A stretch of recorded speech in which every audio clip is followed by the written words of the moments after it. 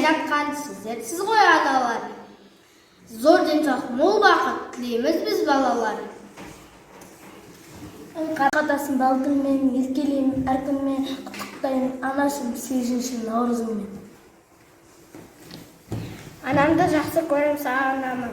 Айтқаннан шықпаймын, бағынамын. Ол менің көзқарасым болса егер, мен оның жанарының ағынамын.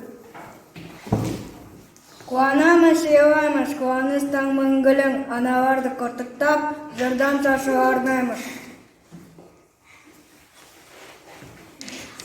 Анамды мен жақсы көрем, айтқан тілін алып жүрем, қасында апам жүрсе де шаттан ойнап күлем.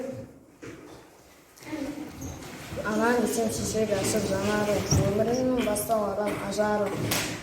Ана деген тіршілікке пана алып, әрбір үйде жұлдыз болып жанады. Сіздер күнсіз аспанда жарқыраған, сіздер өзен таусылы сарқыраған. Сіздер ана, сіздер жар, сіздер қыздар, сіздер жарқыраған өсер сарқыраған. Сіздерсіз тіршілік ете алман, дегенге де сіздерсіз жете алман.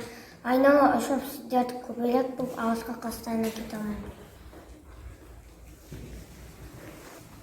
Бүгін наурыздың 8-і, сұлулықтың негізі, әдемі сөз адамның анаға айтар лебізі.